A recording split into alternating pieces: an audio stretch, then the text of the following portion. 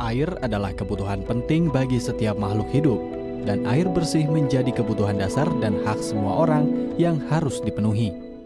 Menurut data Badan Pusat Statistik pada tahun 2018, hanya sekitar 74% penduduk Indonesia yang memiliki akses terhadap air bersih.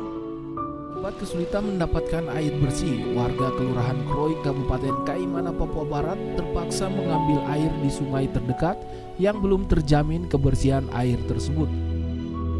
Sanitasi sendiri adalah suatu upaya pengendalian terhadap faktor lingkungan. Masih ada 1 dari 4 keluarga di Indonesia yang belum memiliki akses sanitasi dan air bersih yang layak.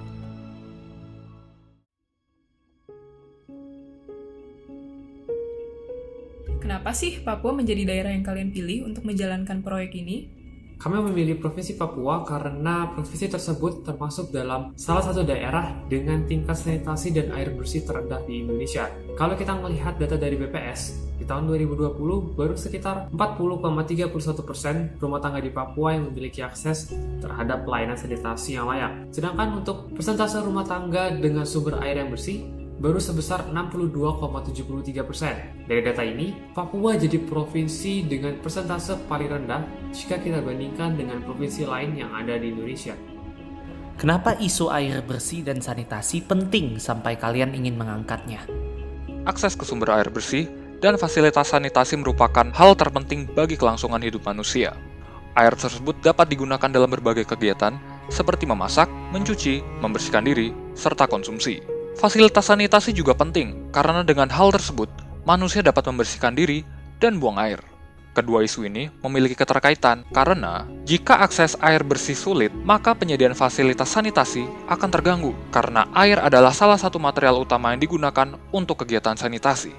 Masyarakat juga bisa terpapar ke berbagai penyakit apabila air bersih dan fasilitas sanitasi memiliki akses yang sangat sulit. Gimana kondisi masyarakat Papua yang mengalami masalah dalam mengakses air bersih? Jadi terdapat beberapa daerah di Papua yang merasakan dampak buruk dari permasalahan yang ingin kami angkat. Daerah-daerah ini seperti Kabupaten Asmat dan Mapi, di mana masyarakat setempat terpaksa menggunakan air rawa untuk mandi dan membersihkan diri mereka. Harga air galon juga yang cenderung 100-200 ribu per galon tentu tidak membantu kondisi masyarakat setempat mengenai akses mereka ke air bersih. Dan juga di Kabupaten Yaukimo, tepatnya di distrik Puldama, terkadang masyarakat harus menyambungkan selang dari rumah ke rumah agar bisa mendapat air dari sumber air mereka yang terkadang tidak lancar. Dan kekurangan air ini sangat parah sampai mereka harus menyampingkan kegiatan mandi dan mengutamakan penggunaan air sebagai barang konsumsi.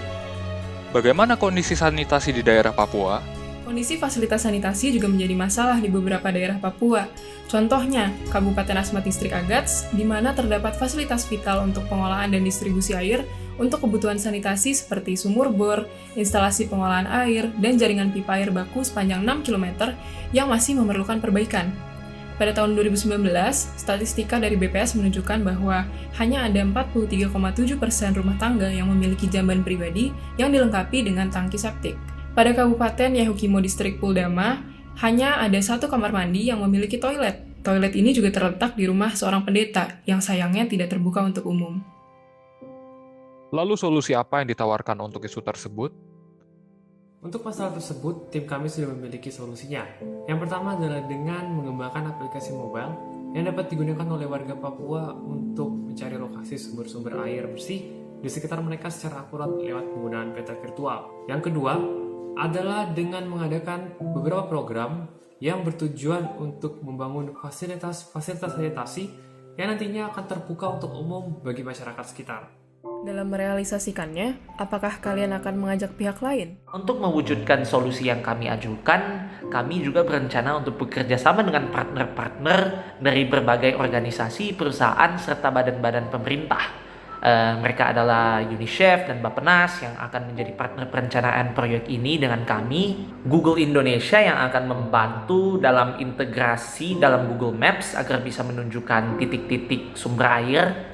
PT Freeport Indonesia yang akan menyediakan akomodasi serta dana untuk proyek kami, Dinas Lingkungan yang akan membantu dalam penyediaan serta konstruksi dari fasilitas-fasilitas sanitasi, dan Dinas Kesehatan yang akan memeriksa sampel dari titik-titik air yang ada untuk memastikan mereka bersih dan sehat untuk dikonsumsi. Apa yang kalian harapkan dengan terrealisasinya solusi tersebut? Melalui program-program ini, kami sangat berharap untuk dapat membantu masyarakat Papua dalam meningkatkan kesejahteraan hidup mereka dengan membantu menyelesaikan masalah-masalah mendasar yang berkaitan dengan ketersediaan air bersih dan sanitasi yang layak digunakan. Jika dilihat dari segi ekonomi, kami harap masyarakat tidak perlu menghabiskan uang untuk membeli air pada harga yang tinggi, sehingga memungkinkan mereka untuk menyimpan atau menggunakan uang tersebut untuk tujuan yang lebih penting. Selain itu, dari segi kesehatan, kami harap masyarakat Papua bisa lebih terjaga dari penyakit-penyakit seperti diare dan ISPA, sehingga dapat meningkatkan kualitas hidup masyarakat Papua.